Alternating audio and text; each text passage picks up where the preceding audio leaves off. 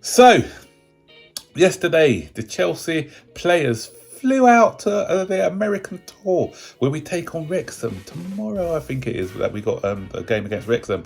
But we've flown out and our squad, everyone's looked at our squad and it's light. It looks very light. You know, we're still lacking midfielders there. It's a very young side at the moment. And we have some noticeable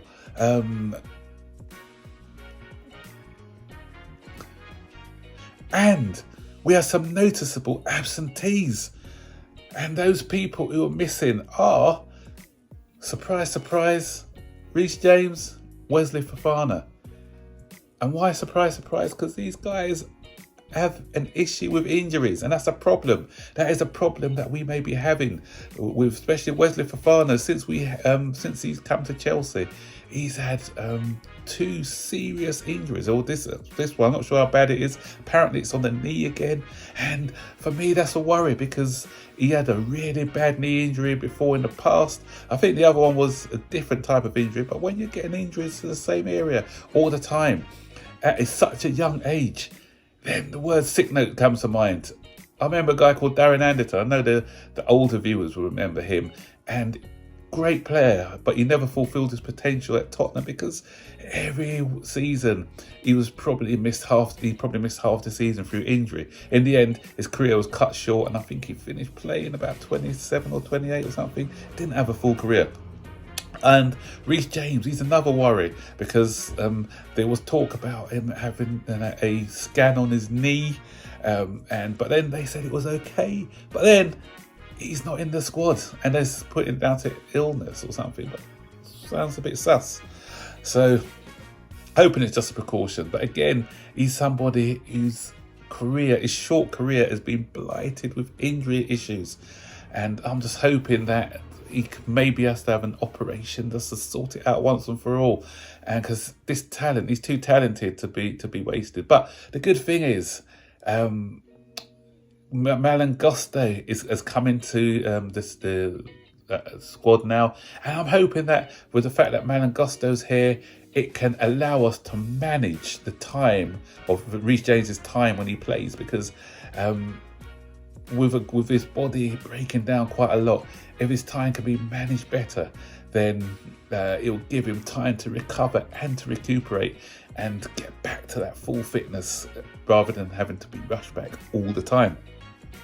And the reason I mentioned Ben Chilwell at the beginning of the intro stage was, again, he's another one who cannot be relied upon. He's had 3 or 4 injuries that lasted a month or more since he's been at Chelsea. So again, he's another one for me. He's a bit of a concern because even at Leicester, he was in and out with injuries. So with 3 of our back 4 very fragile. That's why some people are saying, we've got too many centre backs, and there's some people who are saying, let's let Trevor Chalobah go, surplus to requirements.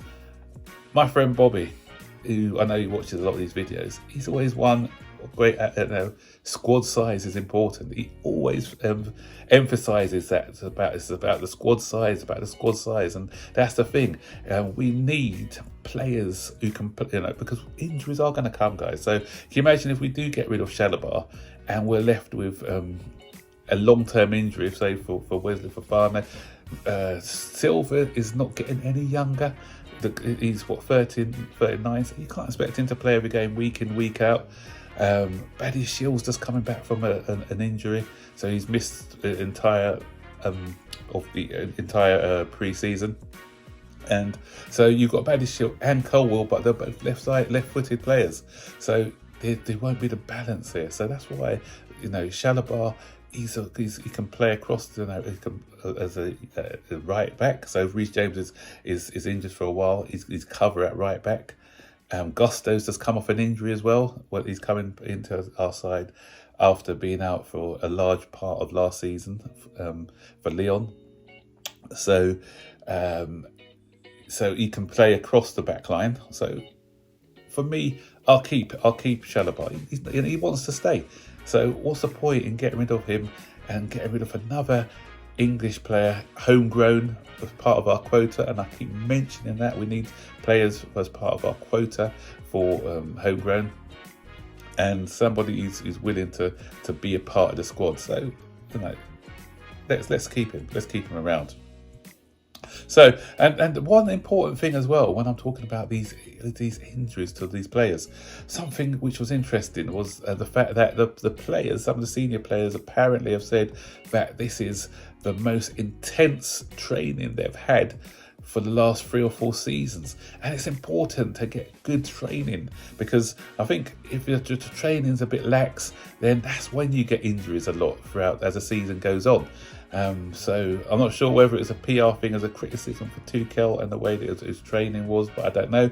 But then, by all accounts, I only could go by what I'm reading, the reports I'm reading, but they're happy with the way that they're training. And there was another report which for me was even more startling about how unprofessional these people are, if the reports are true. I always say if the reports are true. They were saying that some people, they were in the gym, just going through the motions of doing some training and then leaving without putting in the full effort. If that is the case, that's totally unacceptable. That's totally unprofessional. And I'm hoping that if there were players in the squad who did it, those are the ones who have now gone to pastures new. We don't want that sort of attitude in the side at all.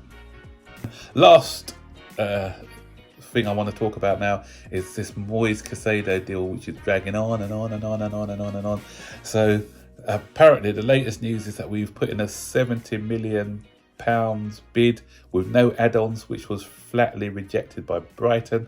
So and some reports were saying that they want closer to 100, but most reports are saying around about the 80 million mark. So I'm hoping that it's you know, something 75 million plus add-ons can get the deal through. Brighton, I know that obviously it's their player, they can ask for what they want, but they can't use the Declan Rice barometer, because Declan Rice has been has had 3 more years or 4 more years in the Premier League than Moyes Caicedo. Moyes Caicedo, he's only been in the Premier League for a season and a half. So using Declan Rice as a barometer, I think, is a little bit unfair. But you know, it's in Brighton's interest to try and extract the most money out of Chelsea, but it's also in Chelsea's interest to try and get him for as low as they can. So that's why we have these sort of bargaining, bartering and negotiations, etc. So I'm just hoping that, you know, the guy wants to go. Brighton promised that he can go for a reasonable price. I think 75 million plus add-ons was more than reasonable. So Brighton, you need to get back in your lane as well. You're not a big club. You know, you've had 1 good season, but you're still a small club. You'll be down in the Championship in the next 2 or 3 seasons, mark my words.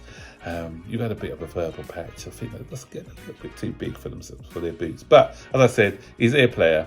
They've got every right to demand what they want. So let's see how it progresses. So guys, what do you think about this injury situation? Stick your comments in the section below. Do you believe these stories coming out about the way that the players used to train and not putting in the effort? What do you think about that as well? This Moyes Caicedo deal, would you walk away or would you pursue it? And how much would you go for? What's your maximum that you'll go for to get this guy over the line? Again, comments in the section below. And guys, don't forget as always to like, subscribe, turn on the post notifications to be notified every time I make a new video. So take care, enjoy the rest of your day. Bye bye.